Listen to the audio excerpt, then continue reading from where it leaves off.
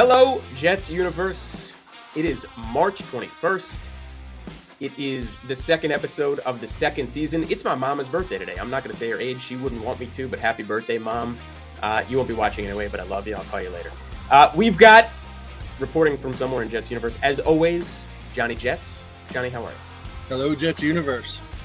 Thank you, Johnny. We've got something to talk about today. As usual, we've got something very exciting to talk about.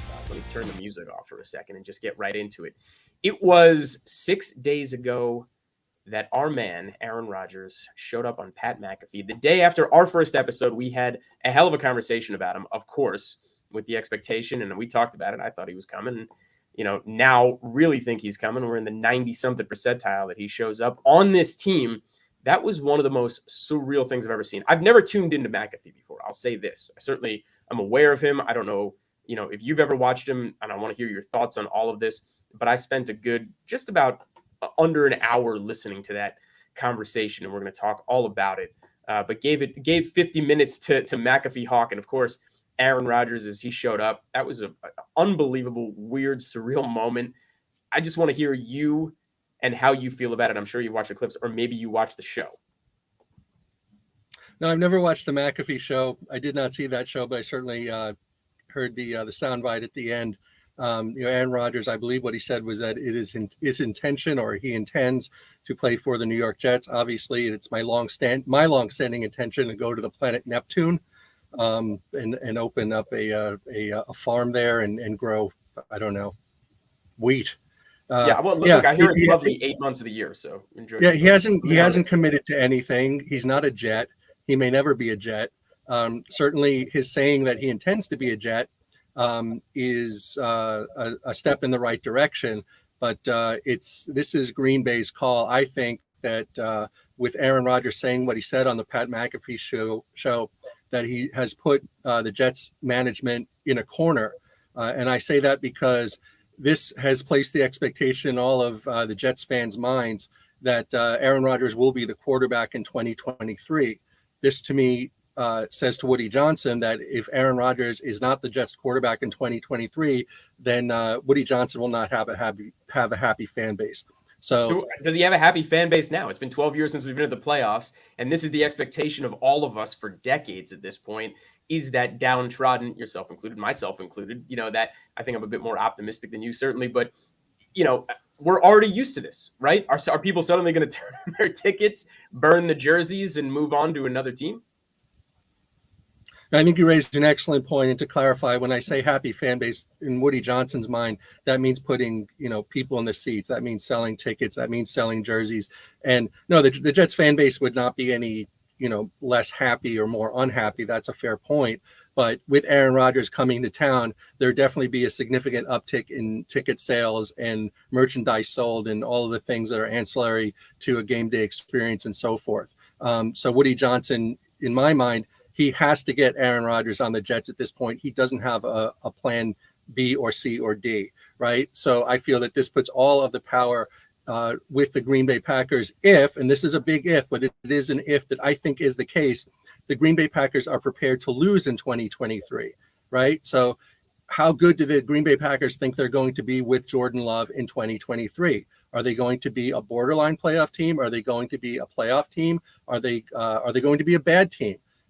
I don't know. I don't see how the Green Bay Packers know. I think that the Green Bay Packers are looking at it as this is quite possibly a developmental year for Jordan Love as his first year as the starter for the Green Bay Packers. So if they win 4 games instead of 7 games, but they do get the Jamal Adams-like haul that they're seeking from the Jets, then, they're better off long-term with Jordan Love. So I think that if that's the case, and we'll soon find out, I think if a trade is made before the draft and the Jets don't give up a first-round pick in 2023, then the Green Bay Packers are really interested in winning this year. If they're prepared to lose, then it will go past the draft. They're going to hold strong, and finally, Woody Johnson is just going to, come down from on high, whatever's the highest penthouse level suite at One Jets Drive to Joe Douglas, and say, give them what they're asking for. I want this guy in town now.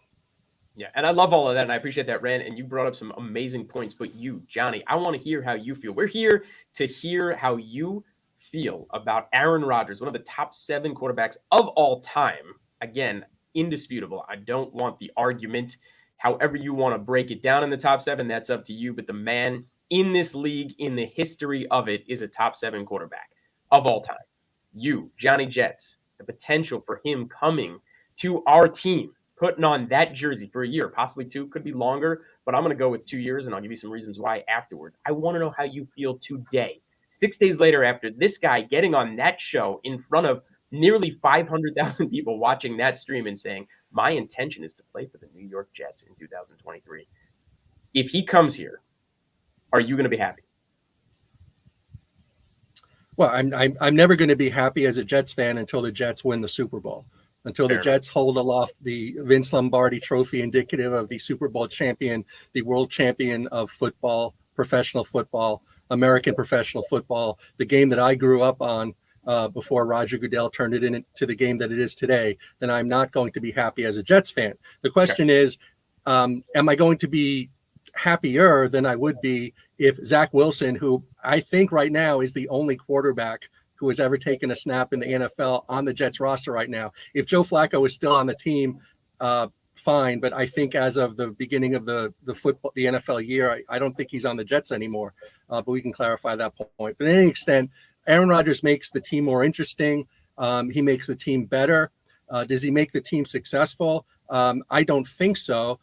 There was a question that was thrown out on Twitter in the last 1 or 2 weeks, which was, with Aaron Rodgers as the quarterback in 2022, what would the Jets' AFC East record have been? And my response was, with Robert Saleh as head coach of the Kansas City Chiefs, what would their record, AFC West record, have been in 2022? So I think the fundamental obstacle to success with the Jets team, as it's certainly as it's currently constructed, and even if you add Aaron Rodgers, the head coach is still Robert Saleh. In my mind, he's deficient. He's a below average head coach. And I think at critical moments in games, even with Aaron Rodgers as the quarterback, Robert Saleh is going to make decisions or fail to make decisions which are going to cost the Jets from ultimately being successful. And the other part of it is I know that they've signed an offensive lineman. And there's always the potential that they'll take one in the first round of the draft or the second round of the draft, wherever their draft picks remain. Their offensive line is still a tremendous liability. Aaron Rodgers is not what you would call a mobile quarterback. He's 39. He's going to be 40 by the time the season ends. And as I said in last week's podcast, just like the Bills did with Mike White last year at Buffalo, the game plan for any team opposing the Jets is to injure Aaron Rodgers, get him out of the game as soon as possible. And with no offensive line, that shouldn't be that difficult. Got it. Well, so Saleh obviously is our head coach, but Mike LaFleur is no longer our offensive coordinator. In fact, replaced by the man who Rodgers cannot stop fawning over in Nathaniel Hackett. So that's interesting. Now, going back to one of the other things you said, leverage. This word's been talked to death, but ultimately you still feel the Packers have leverage over the Jets, right? You think the Jets, do we have any, or do we have none? Well, again, I think it does come down to, and not to oversimplify things, if the Packers want to win in 2023, then the Jets have a certain amount of leverage. They might have more leverage. They might have great leverage. I'm just not convinced that they do. I think they're willing to lose in 2023. We'll soon find out whether I'm right or wrong about that. But I think the number one thing that indicates that the Jets do not have more leverage than the Packers at this point is that Aaron Rodgers is not yet a New York Jet. Yeah. Well, I'm going to say this. One thing, whether they want to win or lose, one thing they're never going to want to lose is money. No team wants to lose that much money. And that's really what it comes down to. Because at the end of the day, string this out as long as you want. The man cannot, unless he is your starting quarterback, talking about Rodgers now, for the Green Bay Packers, and you go into next season where he is under center and certainly starting with the intention of starting 17 games for you, he cannot be on that roster come September 10th. He has to at some point get off. And really, unless some other suitor shows up, or for whatever reason the Packers want to be spiteful to the Jets and they'd rather negotiate with somebody else, at this point, not sure why they would or if that's even going to happen. Rodgers can't be there. He costs way, way, way too much money. We talked about this last week. The contract the position he put them in, and then ultimately the Packers put themselves in, that contract is so egregious. It is almost ludicrous.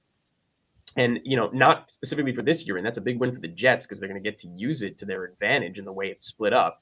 And the Packers have to kind of break it down and take less of a hit to their disadvantage that way. But again, he cannot be on that roster. Win or lose in the win or lose column, they cannot take that big of a loss in on the books. So Rodgers is going to be gone, and more than likely, if that time comes, unless he waits too many months and then he loses interest in playing football at all, then he will be on the Jets. So in that respect, no matter what you want to say, because there are so many milestones and so many date milestones between now and September 10th that are based on the contracts and based on the draft and all of that, I think the Jets really do have the leverage because of that. And ultimately, we can wait. And that's what we're going to have to talk about. We're going to have to break this down. We can wait because, yes, with the expectation of what he costs, and that's really what this is, right? We know what our construct is on our side of the bench, what Douglas and Johnson and Salah have hammered out with Rodgers and what he's going to sign on the dotted line and what we're going to pay him for that. And regardless of what we ultimately give up in picks, and, JD's no fool and he's not going to want to get fleeced. He's usually the one doing the fleecing the past couple of years. More than likely, no matter what we give up, we're probably going to be okay with it. Again, it's not going to be a Jamal Adams type haul, and it's not going to be 2 first-round picks and this and that and blah, blah, blah, and what Russell Wilson came for, all of that. We're going to give some sort of compensation that some of us are going to look and wish we hadn't given all of that, but it'll probably be okay in the long run. Again, that notwithstanding, like Rodgers will essentially be a Jet for for all of those reasons, right? And that essentially gives us the leverage. But, I think we have to kind of take a step back now and say, ultimately, the contract that we give him, and that's really what this comes down to as well. And hopefully, again, as I mentioned, this has been worked out, right? That contract's been worked out. The money that we're ultimately paying him doesn't pontoon us, because the other part of the expectation is I think he's going to be here for 2 years. Do you think it's 1, 2, or longer? No, I have no idea. I couldn't speculate on what goes on in the mind of Aaron Rodgers. I don't think anybody can other than Aaron Rodgers. I think that if he comes to the Jets, then, barring injury, that he will play certainly in 2023.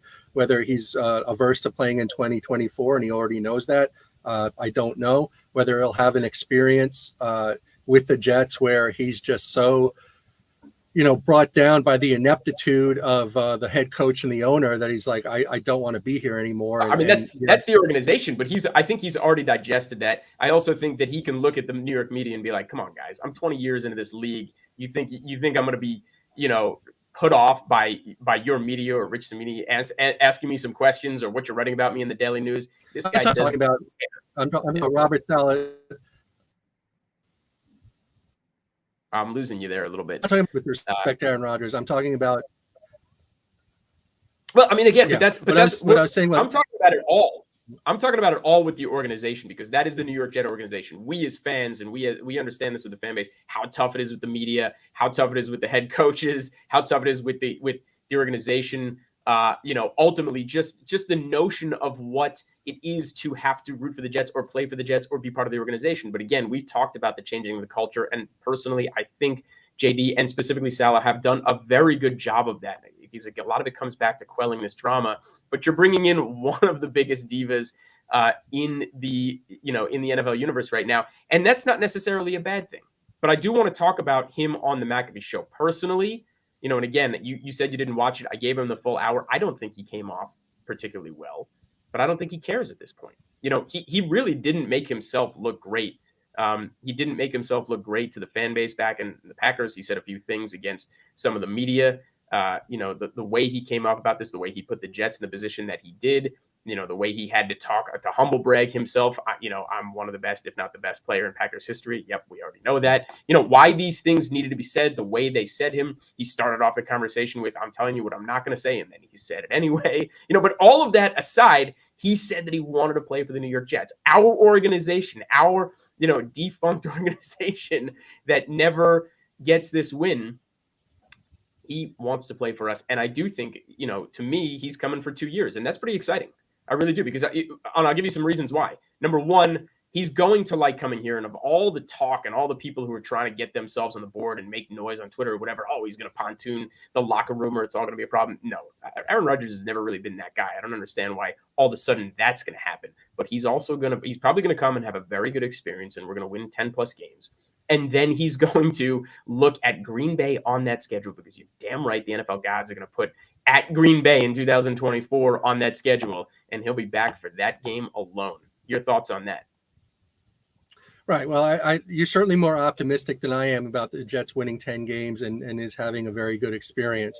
I think it's quite possible that Aaron Rodgers will not have a good experience, and that's really driven by the ineptitude of the head coach. If Robert Saleh, blows games and Aaron Rodgers gets frustrated with the coach, then I don't think he's going to have a very good experience. If they have no offensive line or a deficient offensive line and Aaron Rodgers keeps getting killed and the Jets can't run the ball and therefore they're stuffing the box and Aaron Rodgers passing game is compromised as a result of that, then I don't see the Jets winning 10 games. I really can see the Jets, even with Aaron Rodgers, winning 5 or 6 games next year if things get really bad really quickly. And I think we all can as Jets fans. By the way, our good friend Vinny in the Jets is back. He's asked a great question back. Thank you very much, by the way, Vinny. Welcome back, fellas. It's good to be back. Johnny, it's always good to see you and always good to be talking to you and having these conversations. My prediction, we are getting Rodgers and won't have to give up any first-round picks. Thoughts? I agree. Absolutely. I don't think we're getting up any first-round picks. I do think it will be a second and probably some conditional pick the following year that could bump all the way up. It could become a first-round pick in that second year, depending on what Rodgers does in year 2, again, if he stays, or maybe part of year 1. But no, I don't think we're going to give up a first-round pick. What do you think, Johnny? You think we're going to have to get this deal done? As I earlier stated, or if not at minimum intimated earlier, I think the Packers' strategy is that they're looking for Woody Johnson to fold like a cheap suit, and that they will get a first-round pick, possibly even this year's first-round pick guaranteed. Right? You think Woody's going to walk down to JD's office and be like, "Yo, get this done. Time to do it." I think if the Packers are prepared to go past the draft, and Aaron Rodgers is still not on the Jets, then I think Woody Johnson just goes absolutely insane. And all rationality, whatever he might have to begin with, is thrown out the window. And he just orders Joe Douglas to give the Packers whatever they are asking for to get Aaron Rodgers. Everybody's flipping out about the fact that, especially after the draft, we've got to get him in the building. He's got to be here for OTAs. He's got to get in good with the guys. He's got to ingrain himself to the team. He's got to work with their team. I'm not buying any of that narrative. Just so you're making a different point. You're making a point of whether Aaron Rodgers has to be here, right after the draft or not. Certainly he doesn't. But I'm saying at that point, I think Woody Johnson is going to lose all sense of reality. I think that he's going to panic. He's going to say, I got to get my marketing campaign started, and ultimately I could lose this player. I don't think that's likely, but at this point, it's certainly possible. And I just need to remove that possibility right now. So I'm not disputing your point about when the timetable for Aaron Rodgers to get here. I'm saying that Johnny, are you sure you're not projecting yourself onto Woody Johnson and that feeling that you've got to get Rodgers the building and starting our own marketing campaign? I'm not so sure Woody is feeling that. I can honestly say that I have never in my life have I projected myself onto Woody Johnson. Let me state that for the record in any way, shape, or form. We've never been saying in the same room. That's true. But he is he, I am I, period. I love it. I want to bring up one last point about Rodgers. Then we're going to move on and talk about a couple of the topics. The darkness retreat. The man has taken a lot of flack. People are calling it weird. They're saying that was the reason the Packers could otherwise have said, you know what, he's not our guy anymore. We were already off him, and that really pushed us over the edge, whatever it is.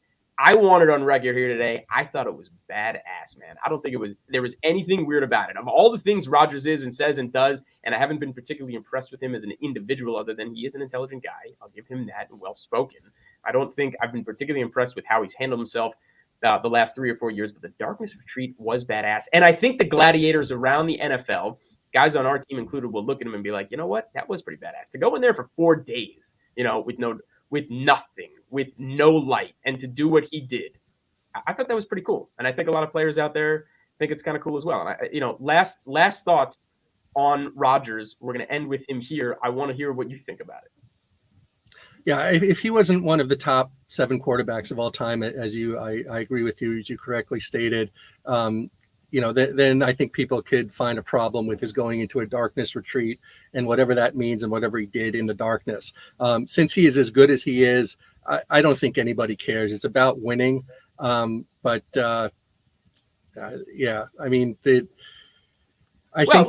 saying, he went into it, and I bring it up because he went in saying that he was 90% retired, and then he came out saying, guess what? I'm playing for the New York Jets. Right. So there's been a history of wacky.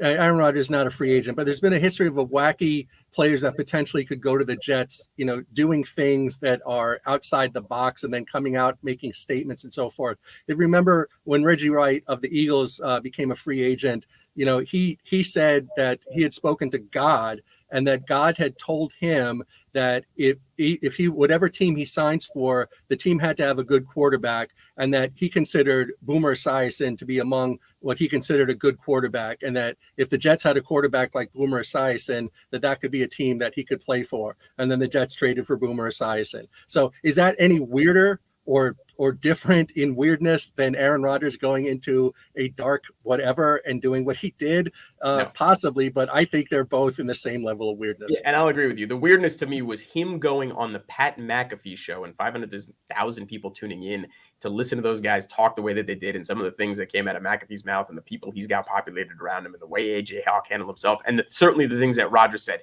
That was a surreal moment, but nothing more surreal than be like, my intention is to play for the New York Jets. Moving on, you had mentioned earlier in today's show, plan B, C, and D. Woody doesn't have it.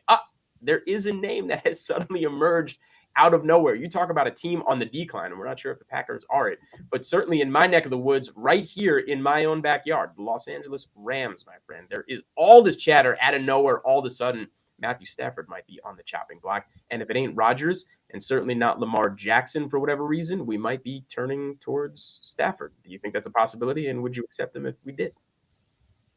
Well, I think Matthew Stafford is a competent NFL quarterback. I think the question would be, what are we giving up to get him?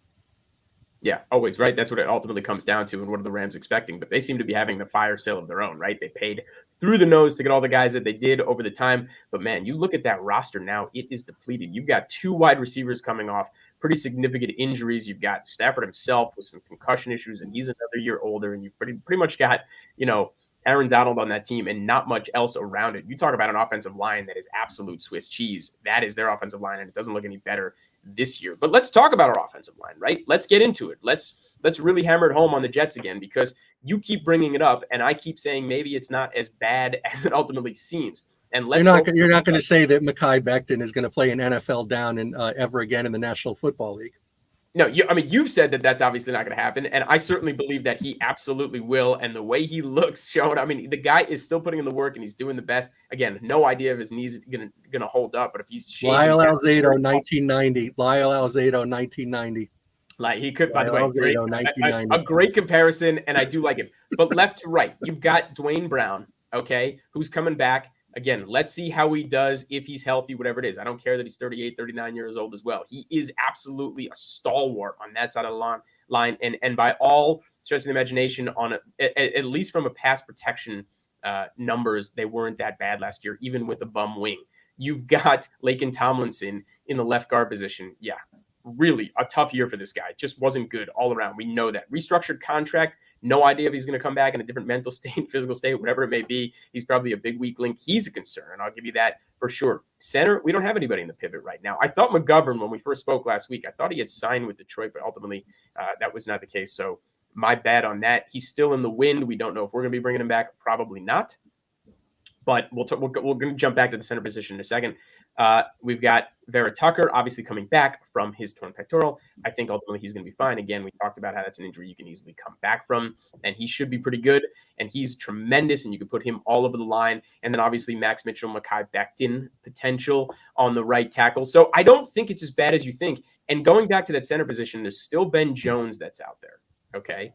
And, obviously he was released from the Titans after signing a pretty big deal not that long ago. And there's a lot of link for him coming back. Now, he is 33 years old, but sure, I'd take him for 2 years. And then there's a potential of what we're going to draft. And let's talk about that for a second, because this year is ripe for a move down more than any other, okay? Because I think that there's offensive line is a huge need. And there's 2, specific positions that are. There's definitely tackle, because we need another one of them, no question about it. And there's slim pickings out there. And then there's center, and there's very slim pickings out there now specifically. Okay. But also to me, and the biggest need, and we're going to figure this out, but the biggest need out there, and I've talked about it all the way into last year, and who I wanted to see taken off the board if we were going to go with the 13th pick or whoever it is defensive tackle. And now we've lost 2 really big names since that time, Sheldon Rankins and Nathan Shepard. I'm not going to say Nathan Shepard's a really big name, but 2 guys in our universe, on the Jets universe, they are big names. They're gone now, right? So now we've got a lot to fill, and that is huge. We're going to sign Quinnen to a long-term extension. It's going to happen. This is the time that JD opens up the books. He is turned out to be a transcendent player. That's who he was waiting for. He'll pay this guy. He'll pay him Darren Payne money, or Daron Payne, forgive me. Excuse me for not knowing exactly how to say his name. But to me, this is trade down time frame. Unless for whatever reason, Jalen Carter or Brian Brees, and again, not sure how to pronounce his name, Brees or Breesy, fall to us, because those are really the top two defensive tackles, and then it's not even close to the guys after that. I would want to trade down, because I would want to trade down, get to the bottom of the first round, or even the beginning of the second, and take a defensive tackle and a center. That to me is the move, because those to me are the two biggest areas of need. And forgive my long-winded answer there, but that's kind of what I was getting to. It's not just this offensive line. You've got to pair it with the defensive tackle position, and you've got to fill it somehow. And out there, other than Ben Jones at this point, both of those positions, huge positions and needs now, are not really there in free agency any longer. So you're turning to the draft. Your thoughts on that? Well, I don't disagree with you that there are other areas of need on the New York Jets. I'd say after, I should say, owner and head coach, amongst the on-field talent, there are other areas of needs besides offensive line. You mentioned Brown. You mentioned Vera Tucker. You mentioned Mekhi Becton. These are all three of those players have injury questions at minimum. So to say that they're all going to be able to play, that they're all going to play at a high level, is certainly unknown. And it's quite possible that one or more of them are just not going to play at all. By the way, add Mitchell to the list. Blood clots, right? Not an easy thing to come back from. Right. I'll give it to you. Right. Absolutely. So even if they do play, there's a question as to how well they're going to play, and center is still a question mark, as you pointed out. All of that said, if you can sign a center, or if you can get a center with a second-round pick and address a defensive tackle need with a higher pick than that, I'm not against that. But I do think if you are investing the hopes and dreams of your franchise in 2023 and possibly 2024 on Aaron Rodgers, then you have to protect Aaron Rodgers. And if the defense is giving up more points than it would if you had drafted a defensive tackle in the first round, because you didn't draft that defensive tackle in the first round, then you would have faith that Aaron Rodgers, having time and protection, will be able to overcome any points that the defense gives up because of that. I think Aaron Rodgers, and I think a lot of that comes back to Brown. To me, that is your left tackle position. That's the blind side, right? And at least from a metric standpoint, Brown, from pass protection, the road grading and the run game is not quite as there as it used to be, but from pass protection, he's going to be just fine. And I feel like Rodgers would probably feel pretty good if Dwayne Brown at least there for another year while you're kind of figuring out those other positions. So to me, that's a big anchor. And again, to your point, yes, you don't know if Vera Tucker's healthy, but if he can come back, look good, and young guy, and bounce back from an injury that most people could certainly come back from in the time frame that he is, I think those two positions alone will solidify a lot more than we ultimately think. Here's what else is out there, by the way, besides obviously center and defensive tackle. You still need one more offensive tackle, because that's part of it. You're going to get that depth piece in there, and there's really nothing left in free agency, so you've got to draft that as well. And then you've got linebacker and safety. And these are two interesting positions for sure, because safety, we traded for Chuck Clark. I think this is a much bigger trade than we're making out to be, even though we gave up a 7th-round pick for it. I mean, he was a starter back there last year. And obviously JD has never seen this position as a position, of strength or need on a team. And, maybe he drafts somebody else, but he didn't pay any of the guys. All the other big names landed somewhere else in free agency. But you do need probably one more guy back there. Or maybe he already addressed it with Chuck Clark, and we're happy to roll with Tony Adams and happy to roll with Whitehead again. I'm not sure, but I'd feel better if we had one of the name. And then linebacker, Quan's still sitting out there. Which is this one point on the safety position, I think that you point out a really good point, Aaron, is that as great as the Jets cornerbacks were in 2022, the safety play was not great. It wasn't even good, in my opinion. And a lot of the plays where it looked to the naked eye, looked to my eyes anyway, but I don't claim to be any kind of all 24 expert. Any of those plays where it looked like Sauce Gardner was getting beat or had blown coverage and so forth, ultimately it was explained that no, he was addressing the area of the field where he was supposed to. It was a safety that failed on that particular play. I thought that the safeties last year were just not good for the Jets. So certainly this player that you're talking about for the 7th-round pick, by all accounts, is an upgrade from what they had, and is quite likely going to be a valuable asset in 2023. Yeah, LaMarcus Joyner was a huge liability. So good that he's gone. Whitehead, still out there. There was times when he was a massive liability as well, and other times when he looked the part, but he's got to play his position. He fills a very specific need, and then that's pretty much all you can kind of expect from him. And you're not really going to see Ashton Davis take the field all of a sudden. The guy was playing 1-2 snaps a game. Suddenly he's going to be half the time of your starter, probably not. I mean, are we as big on Tony Adams? Or does the fan base understand how big the executives and the coaches are on Tony Adams? We'll find out. He might make the leap that we all need him to, but it is pretty big that we got Clark in there. And then ultimately linebacker, because it's an interesting one. I think Mosley's going to have to restructure ultimately his contract, and then we might be bound to him for even a few more years. And Quan was really good last year. We paid the guy $1.25 million. His market hasn't shown up. He's still a free agent. Nobody's knocking on his door, paying him probably what he's looking for in 2-3 year money. We might get him back on a pretty cheap contract. Obviously, we paid Quinnen Williams close to $6 million a year to come back and be who he is. But we need another. But those are interesting. I mean, because again, let's go offensive tackle, center, linebacker, safety, and defensive tackle, right? You've got 5 major positions of need. And I think if we did trade down, or even if you kept the 13th pick and threw it at the one that you really felt good about, especially if it's an offensive tackle, one of the 2 or 3 big names that JD likes, you can fill those needs in the draft. The question is, can they come in and play immediately, right? You got so much incredible production out of the top 3 rookies last year, right? Before obviously, our running back went down, but he'll be back, and hopefully he's just as good when he does. But this to me. I mean, last year was you nailed it, you hit it on the head. But this is a huge draft, huge, because you're filling holes you haven't done it in free agency. Other than getting Thomas Morstead and getting Braden Mann off the team. Again, another JD move, and I respect the move, because a lot of GMs are always loving going down with their picks, and he's like, I missed on him too in 2020. He's off the team, and now we've got Morstead. But I think he's got a hit on this draft even more than he did last year's draft. Yeah, you're absolutely right on that point. I want to go back to what you said about Quinnen Williams. And obviously, after several years in the league, it was great to see him play at an all-pro level. Obviously the last week of the season in 2018, when the New York Football Giants drove down the field in the last seconds of the game to beat the 49ers, that cost us the number 2 pick in the draft. Everyone thought if we had the 2 pick, we would take Bosa. It forced us to take Quinnen Williams at 3. And prior to last year, he had all the earmarkings of, if not a complete bust, someone who would not live to the expectations of the Jets fans. The concern now is that when the Jets sign him to an extension, and it almost certainly looks like they're going to, is he going to pull a Muhammad Wilkinson, and once he gets his money, he's going to, play at a very poor level. So, in Jets universe, you've got to consider all possibilities. You would hope that Quinnen Williams gets paid and he continues to play like he did in 2022, but you just never know.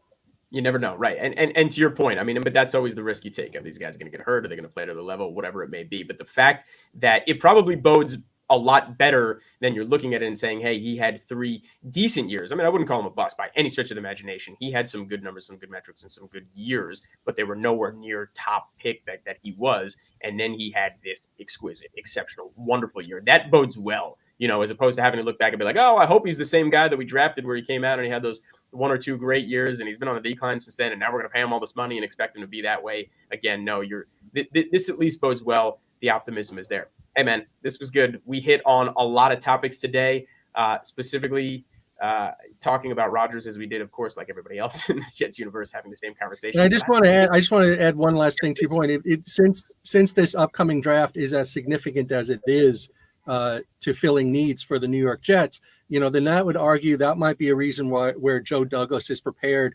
to not involve any 2023 draft picks with the trade for Aaron Rodgers and let it go past the draft.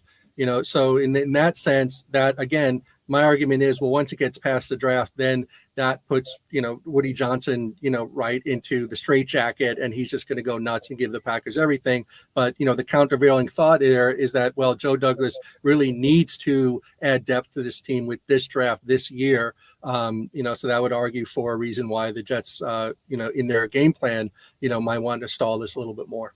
Or, as we talked about, the big trade down. To me, that is the move, because it's already happening. But if you gave up a second-round pick, if that's what it becomes for Rodgers this year, you can replace that and more by moving down 13, maybe twice, and taking yourself into the top of the round, because really what you need is that defensive tackle and to me, the center position, even more than the offensive tackle, right? Unless you're taking one of those guys and you're looking at it and you're like, I have to have Skronsky and he's there. I have to have Paris Johnson and he's there. And that's Broderick Jones, and that's going to make all the difference. You might as well trade down and fill the other two roles that we're talking about. Okay, my man, that's going to do it. And in episode 2, episode 19, Johnny Jets, myself, AM Pfeffer. This has been NYJ Ground Crew. Thanks for joining us. We're down to once a week at the moment. We'll be back next week. We'll see you again. Thank you, Jets Universe.